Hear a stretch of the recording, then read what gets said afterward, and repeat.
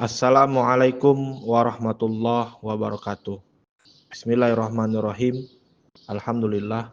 Alhamdulillahirabbil alamin wa bihi nasta'in wa ala umuri dunya waddin.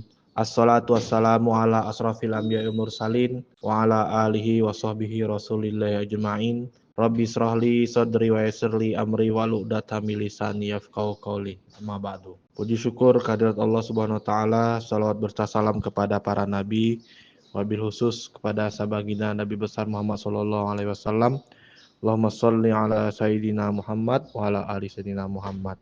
Izin dalam kesempatan yang berbahagia ini, nama Ramazani Novanda, dosen tadris biologi UIN Sultan Toha Saifuddin Jambi, peserta PKDP tahun 2025 kelompok A, untuk dapat menampilkan berupa tugas instrumen pembuatan video interaktif bahan ataupun sumber pembelajaran. Nah, dalam kesempatan yang berbahagia ini, saya akan mengampu mata kuliah struktur dan perkembangan hewan. Untuk pertemuannya, ini pertemuan ke-7.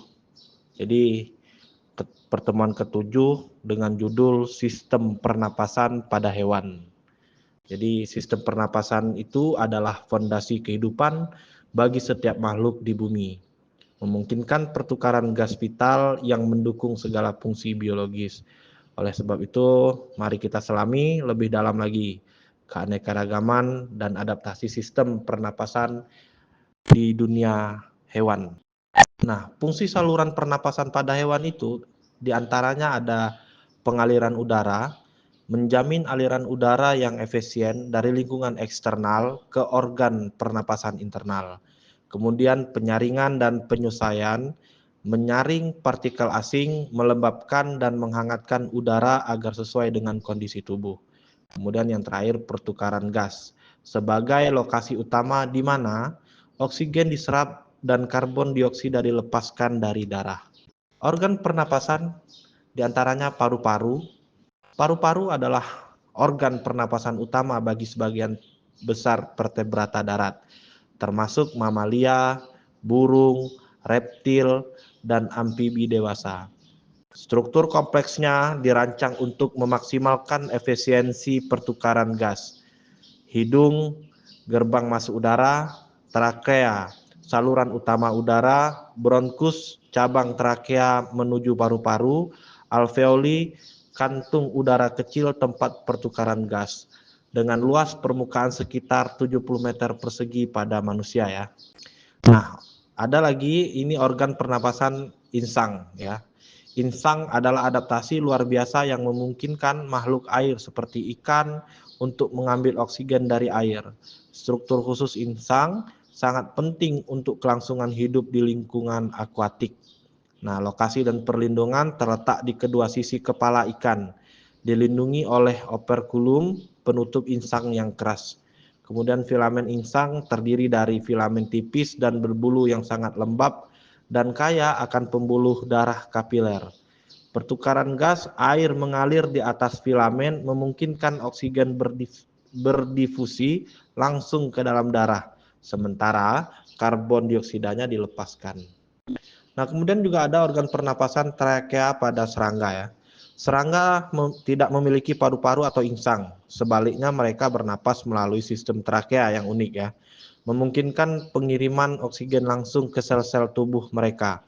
Nah, diantaranya sistem tabung jaringan kompleks trakea dan trakeola bercabang ke seluruh tubuh serangga.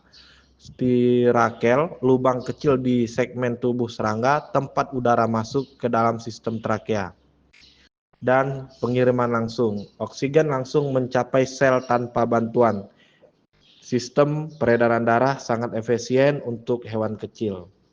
Nah, ada lagi organ pernapasan paru-paru buku ya, atau book lungs. Laba-laba dan kalajengking, anggota kelas Arachnida, memiliki organ pernapasan yang disebut paru-paru buku. Nama ini berasal dari strukturnya yang menyerupai halaman-halaman buku. Nah, kita sering lihat ya pada laba-laba ataupun kalajengking. Struktur lipatan terdiri dari serangkaian lipatan tipis yang tersusun paralel menyerupai halaman buku yang terbuka.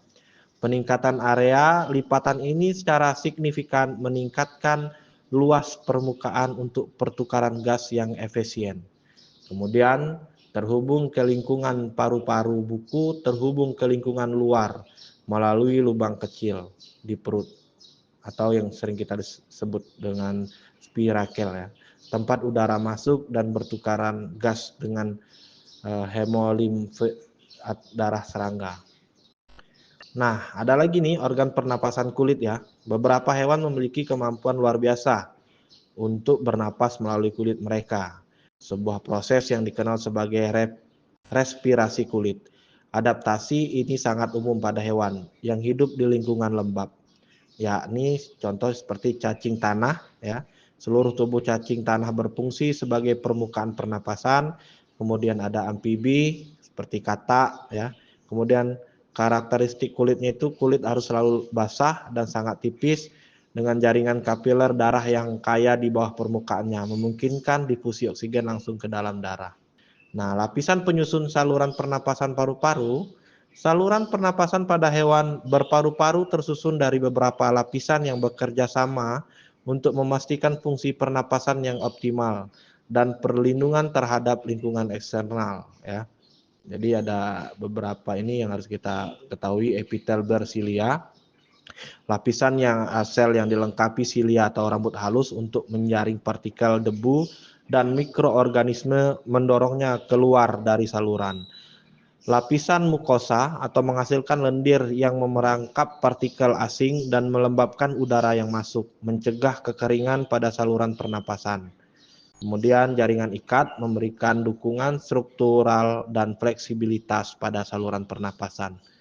Yang terakhir, otot polos mengatur diameter saluran pernapasan, membantu mengontrol aliran udara dan merespon kondisi lingkungan.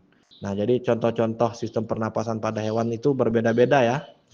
Tadi udah kita bahas ada mamalia ya, kucing, paus menggunakan paru-paru dengan alveoli yang sangat efisien untuk pertukaran gas di udara. Kemudian ada ikan. Ya, kalau kita lihat gambar ini ikan mas ya, bernapas menggunakan insang yang kaya kapiler untuk menyerap oksigen terlarut dari air. Kemudian ada serangga seperti belalang, nyamuk, yakni mengandalkan sistem trakea bercabang yang mengalirkan oksigen langsung ke sel. Nah, yang terakhir tadi kita bahas adalah amfibi ya, seperti katak tadi, menggunakan kombinasi kulit yang lembab dan paru-paru beradaptasi dengan lingkungan darat dan air. Nah, itulah. Jadi kesimpulan, sistem pernapasan hewan ini menunjukkan keanekaragaman yang luar biasa ya, mencerminkan evolusi dan adaptasi terhadap berbagai habitat dan kebutuhan metabolisme. Jadi ada keragaman adaptasi, setiap jenis hewan memiliki organ dan mekanisme pernapasan yang unik disesuaikan dengan lingkungan hidupnya, dari darat hingga air tadi ya. Kemudian ada fungsi esensial, terlepas dari perbedaannya semua sistem pernapasan memiliki tujuan inti, pertukaran gas yang efisien untuk mendukung metabolisme dan energi. Yang terakhir adaptasi struktural, lapisan dan struktur saluran pernapasan secara khusus berevolusi untuk memaksimalkan efisiensi dan perlindungan seperti alveoli pada paru-paru atau filamen pada insang. Nah, itulah mungkin yang dapat disampaikan pada kali ini terkait dengan sumber ataupun bahan pembelajaran terkait mata kuliah struktur perkembangan hewan program studi tadris biologi semester 6 pertemuan ke-7 ya. Mungkin hanya itu yang dapat disampaikan, lebih dan kurang mohon dimaafkan. Akhir kata, wallahul muwaffiq ila aqwamit thoriq. Wassalamualaikum warahmatullahi wabarakatuh. Sampai berjumpa pada video-video selanjutnya yang lebih menarik dan lebih jos lagi.